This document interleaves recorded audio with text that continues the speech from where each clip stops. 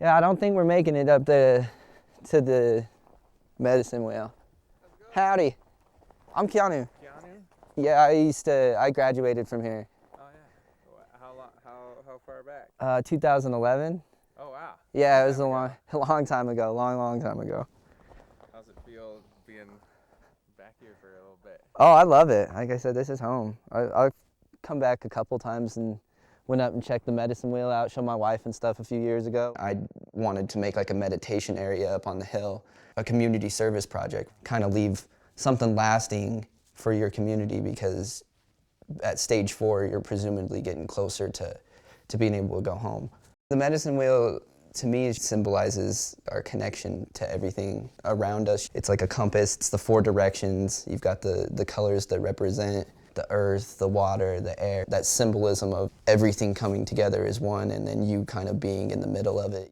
I'm Keanu Slavernak. I'm 30 years old. I'm from Kemmer, Wyoming originally. I'm an equipment operator out at the Kennecott Copper Mine in Salt Lake City. When I had went through court, my parents were pretty worried about me and where I was at and stuff. The state had taken custody of me because of the seriousness of what I had been in trouble with. I had been arrested for a felony grand larceny and a felony burglary.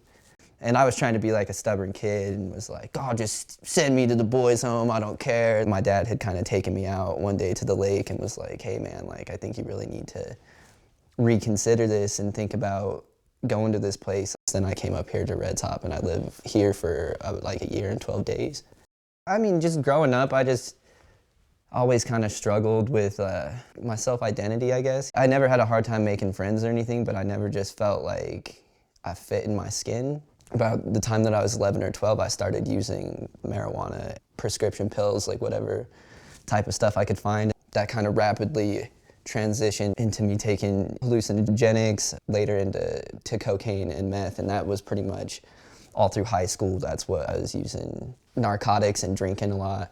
And then my grandparents had passed around the time I was 14, 15, and those were the first people in my life that had died. I had a lot of questions as far as like spiritually looking for something in that department and not really finding it.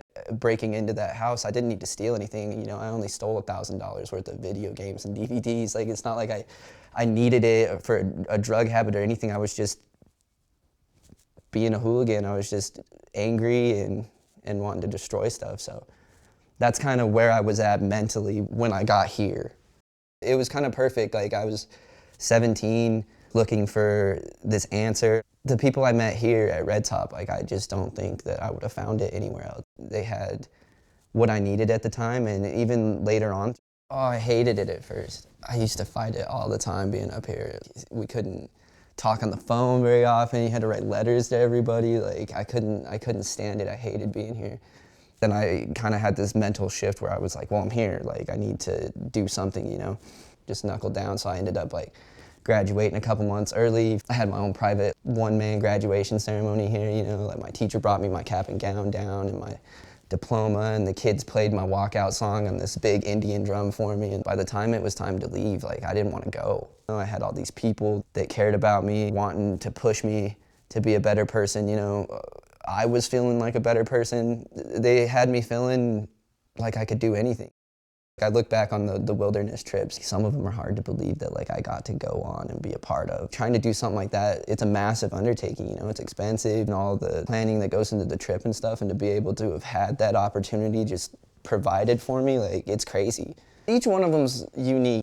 You learn something about yourself or just nature on each one of them. Fall was my first one. So that was the roughest one on me because you're just not ready for it. We backpacked like 2 or 3 miles in, and then we set up camp and stayed there for like 6 days and built bike trails for the Forest Service. Like, I remember there was 3 of us, spent like 2 or 3 days trying to get this tree stump out of the way. There's nothing quite like fighting a tree. And then winter, you go on the cross-country backpacking trip with skis on.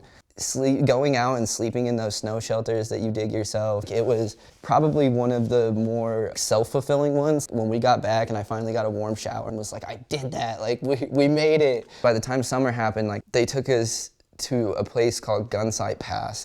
We got the craziest thunderstorm I'd ever been in. Lightning hitting all around you, like in the middle of this tent, trying to keep my tent from blowing over on me all night. I was just so scared. One of the things they wanted me to work on was finding like this place in my head. My safe place is Gunsight Pass. It's helped me work through therapy, that helped bring a lot of stuff up, and you can't get that experience everywhere, and I'm super grateful. It just helped me calm down a lot, communicate with people rather than handling a lot of my problems by lashing out or internalizing them and being angry at myself for it. I was one of the oldest kids, like this big brother role. It made me really think about like how I speak to people, to talk to each other with respect and to treat this like our community. That was always one of the things I really appreciate and remember about Red Top, is that like this was my home. Even my parents felt that about Red Top. Bleeds through into anything else I'm involved in my life. How I interact with my coworkers, I think Red Top really set me up for success. It really helped me in being a father. I felt like there were people out there that could be my people. It wasn't always going to just feel like it did in Kemmer. It was gonna be okay. I could go out and find my little place in the world. This is my daughter, Calicia. This is my son, Luca, and my wife, Georgie. My mom's side of the family is Native American, and so we just always kind of gravitated towards that part of my heritage. So the medicine wheel, so you kind of just walk up and there's a little trail that kind of zigzags up, and then it just sits up there on the flat part of that knoll up there in the trees. I thought it would be a good place for, like, if someone needs to go ground themselves and, okay, like, here I am, but like, here all this is too, like, I'm part of all this stuff up here, you know?